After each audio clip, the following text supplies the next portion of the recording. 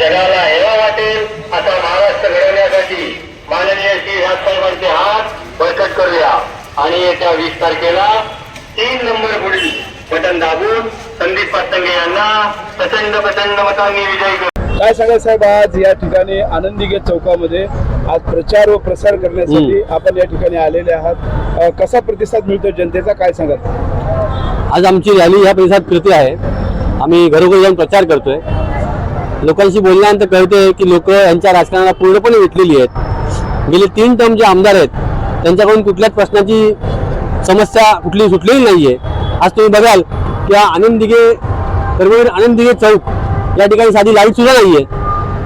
अरे ज्यांच्या नावाने राजकारण करता, ज्यांच्या जीवावरती तुमड्या भरता स्वतःच्या, थोडी लाज बाळगा. सगळीकडे बॅनर राहिले दुप्पट विकास कोणाचा? स्वतःचा. त्या दिघे साहेबांना चौक सुद्धा तुम्हाला सुशोभित करता येत नाही. यांना सत्ता हवी, यांना फक्त आणि फक्त यांची प्रॉपर्टी वाचवायची सत्ता हवी होती. हे हिंदुत्वासाठी यांनी बाहेर पडलेले नव्हते. यांना स्वतःची प्रॉपर्टी वाचवायची होती म्हणून हे बाहेर पडलेले आहेत. हे लोकांना माहिती आहे आणि त्यामुळे लोकांचा यावेळेस महाराष्ट्रामध्ये सगळीकडे जास्त कल वाढतोय, उत्स्फूर्त प्रतिसाद मिळतोय. स्वतःहून लोक सांगतायत, विचारतायत लोकांना की मनसेचा उमेदवार कोण आहे. ही जी उत्स्फूर्तता लोकांची दिसते त्यामुळे आम्हाला पूर्ण खात्री आहे 20 तारखेला यावेळेस इंजिन बदल घडवणार. काय सांगा सर, आज या ठिकाणी तुम्ही आले, तुमच्याच नजरेने आनंदी गेट चौकाची दशा आणि दुर्दशा तुम्ही पाहिलेली आहे. तुम्ही निवडून आल्यानंतर ही जी भूमी आहे, ज्या ठिकाणी आनंदी गेट चौक आहे, याचा विकास कशा पद्धतीने तुम्ही करा? मी निवडून आल्यानंतर विकास करेलच, पण मी निवडून जरी नाही आलो त्याआधी अजून वेळ आहे. 23 तारीख यायची आहे. त्याआधीच उद्या आम्ही या चौकाचं सुशोभीकरण करू, ते सगळं धुवून घेऊ आणि साफ स्वच्छ करू. त्या दिघे साहेबांना मानणारा वर्ग या ठिकाणी राहतो आणि या सत्ताधाऱ्यांना याचा पूर्णपणे विसर पडलेला आहे. यांना फक्त इलेक्शन आलं की दिघे साहेब आठवतात. दिघे साहेबांच्या नावाने फायली पास करायच्या आणि त्यामध्ये टक्क्यांमध्ये पैसे घ्यायचे, एवढंच फक्त यांनी केलेलं आहे. आम्हाला या सगळ्यामध्ये काही इंटरेस्ट नाही. आम्ही 23 तारखेच्या आधीच हे सर्व हा जो एरिया आहे, हा सगळं चौक जो आहे तो चांगला सुशोभित करू. मतदार राजांना काय आवाहन करू इच्छिता?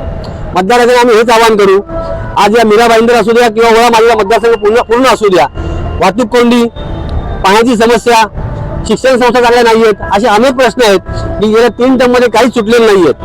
आज तुम्ही बघाल, जरी आमदार 3 टर्म असले तरी गेली कित्येक दशकं इथे शिवसेनेची सत्ता आहे.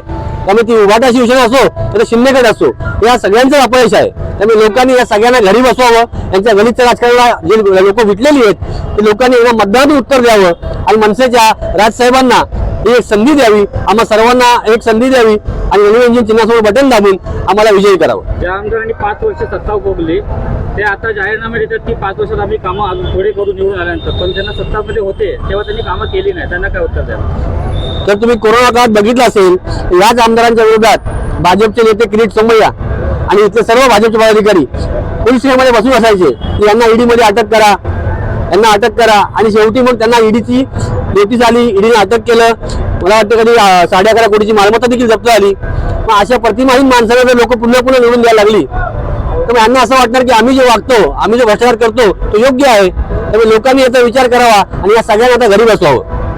तुम्ही निवडून आले, तुमच्याकडनं काय जाहीरनामा प्रसिद्ध करण्यात आला आहे का? कोणती कामं करणार किंवा कोणती? मी सगळ्यात सांगितलं आहे वचननाम्यामध्ये, मला सांगणार तुमच्यामध्ये येईल असतो की मी रस्त्यांच्या कुठल्याही कामामध्ये 1 रुपया सुद्धा कमिशन घेणार नाही, ज्यामुळे रस्ते चांगल्या दर्जाचे होतील. त्यामुळे वाहतूक कोंडीवरती थोडासा आळा बसेल.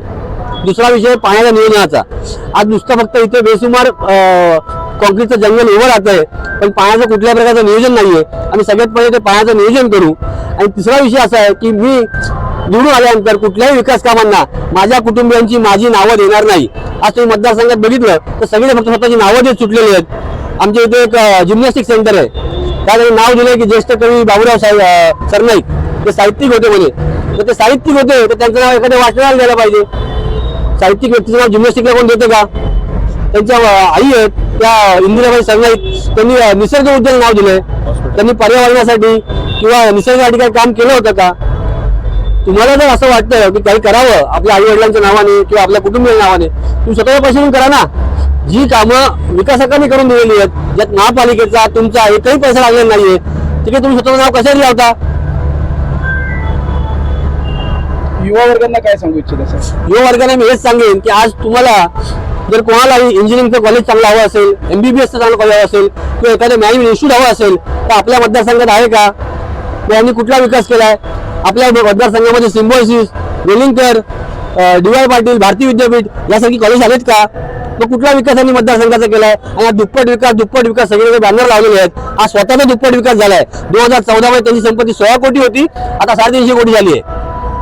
त्यामुळे लोकांना हे संपूर्ण कळते की यांनी फक्त स्वतः तुंबड्या भरल्यात. दिघे साहेबांना चौक सुद्धा सुशोभित करू शकलेले नाहीये. आजही 146 मध्ये प्रत्येक हायवेवरती बघायला तर भरपूर सारे बार आहेत. त्याच्यामध्ये भरपूर तरुण जाऊन तिकडे स्वतः व्यसन मुक्त करत नाहीत, त्याच्यावर वेदन राहत आहेत. तर तुम्ही निवडून आल्यानंतर ते बार मुक्त होतील का? हे मीराबाईंचं नाही, तरुणांनी व्यसनमुक्त तरुण व्हायला हवेत, त्या बाबतीत आम्ही प्रयत्न करू आणि ज्या गोष्टी अनधिकृत आहेत त्या राहणार नाहीत याची देखील आम्ही खबरदारी घेऊ.